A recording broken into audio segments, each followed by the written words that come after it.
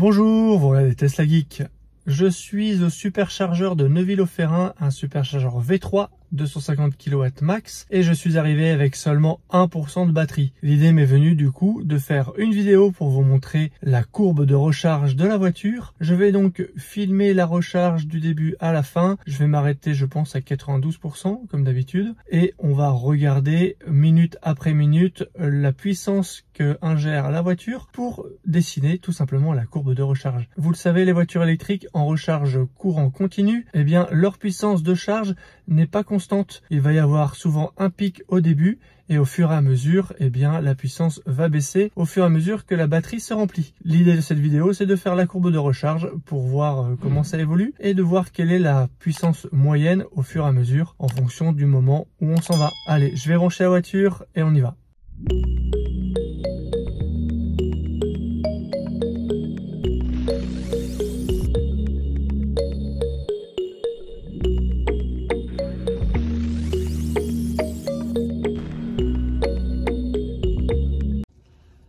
Allez, c'est parti, ça commence avec un 120 kW, ça continue de monter un petit peu, on devrait avoir un pic à 250 kW aux alentours des 10% environ. Petite précision, je viens de rouler 250 km, donc la batterie est relativement chaude. Pour autant, la température extérieure est autour des 2 degrés. Et comme mon niveau de batterie était très bas, le préconditionnement ne s'est pas mis. Il faut dire que pour arriver à 1% de batterie, valait mieux ne pas perdre cette quantité d'énergie pour arriver à destination sans souci. J'espère que ça nous permettra quand même d'atteindre le pic des 250 kW. Pour le moment, on est à 150. Alors la puissance augmente, on est bientôt aux 190 kW et on a un petit message qui s'est affiché juste ici indiquant que la température de la batterie est basse, la vitesse de recharge est limitée par la basse température de la batterie. Le véhicule augmente la température de la batterie pour augmenter la vitesse de recharge. Et ça monte encore, bientôt les 200 kW. Et là, on commence déjà à redescendre, certainement à cause de la température, comme la voiture nous l'indique. Il aurait fallu venir avec une batterie vraiment chaude pour atteindre les 250 kW, ce qui n'est pas le cas aujourd'hui. Ce sera donc une courbe de recharge en hiver. On est en toute fin de charge, vous le voyez. La puissance est réduite à peu près 40 kW. On arrive vraiment à la fin. J'ai bougé la consigne pour mettre 95%. Ça va faire 40 minutes que la recharge est lancée. Et voilà, 40 minutes viennent de s'écouler, la recharge de 1 à 95%. En termes de tarifs, on est à 29,25 € pour 63 kWh ajoutés. Je vais étudier la vidéo pour vous faire le graphe et on va regarder ça ensemble. Regardons avec précision la courbe de puissance de cette recharge.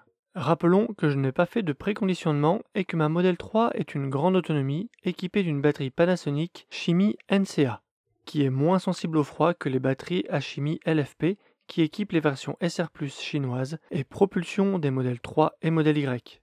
En bleu, la puissance de la recharge, celle-ci va monter au fur et à mesure. En vert, la puissance de recharge instantanée. En violet, la puissance moyenne de recharge depuis le début de la charge. En vert donc, la puissance monte rapidement, 130, 140, 150, le pic de 190 kW est obtenu au bout de 4 minutes. Et on est déjà à 13% de batterie. À ce moment-là, ma batterie sans conditionnement et par temps froid n'est pas assez chaude pour atteindre le pic des 250 kW dont elle est capable sur un superchargeur V3.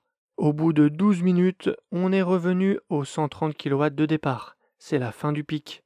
La batterie est déjà à 43%. Ensuite, la puissance continue de baisser progressivement au fur et à mesure que la batterie se remplit. À 80%, la puissance passe sous la barre de 60 kW et à 90% sous la barre des 45 kW. Si j'avais continué jusqu'à 100%, la puissance serait maintenue autour des 30 kW.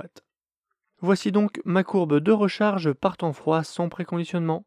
Celle-ci illustre bien le peu d'intérêt qu'il y a à aller au-delà des 80% car l'énergie récupérée au-delà est bien plus longue qu'au début, donc à moins d'avoir un besoin spécifique, il est préférable de se débrancher et de reprendre la route afin d'arriver au superchargeur suivant juste au-dessus des 10%. afin de profiter à nouveau de la puissance maximale et de gagner ainsi du temps. Pour donner quelques chiffres, le 80 à 100% aurait été fait en 15 minutes. Ces mêmes 15 minutes en début de charge m'ont permis de récupérer 52%, soit plus du double. La plage optimale de recharge sur long trajet est donc typiquement le 10% à 80%, que j'ai pu faire ici en 25 minutes. Sur les modèles équipés d'une batterie LFP, si celle-ci est très froide, vous aurez une courbe très différente, avec un début autour des 30-40 kW et une puissance qui augmentera très lentement au fur et à mesure que la batterie se réchauffe, et les LFP se réchauffent lentement. Dans ces conditions, la recharge sera bien plus longue qu'en été. Il est donc primordial de laisser le véhicule faire son préconditionnement automatique sur ces batteries-là. La courbe violette est intéressante. Elle indique la puissance moyenne depuis le début de la charge. Elle permet de constater que le pic de recharge, même s'il est court, a un effet bénéfique sur la durée. En arrêtant la charge à 80%, on obtient une moyenne de 120 kW et en s'arrêtant à 100%, une moyenne de 100 kW. D'ailleurs, 120 kW, 100 kW, c'est parfois la puissance maximale de certains véhicules électriques, qui eux-mêmes ont leur courbe de charge avec leur pic et leur baisse, alors que nous, c'est notre moyenne. Voilà, c'était ma courbe de recharge par temps froid sans préconditionnement de la batterie. J'espère que cette vidéo vous a plu et qu'elle vous aura appris des choses. Elle s'inscrit dans ma série de vidéos récentes sur la recharge, à caractère disons pédagogique. Abonnez-vous pour ne pas rater mes prochaines vidéos, jetez un œil sur teslageek.fr pour des bons plans et une sélection d'accessoires, et à bientôt pour une prochaine vidéo.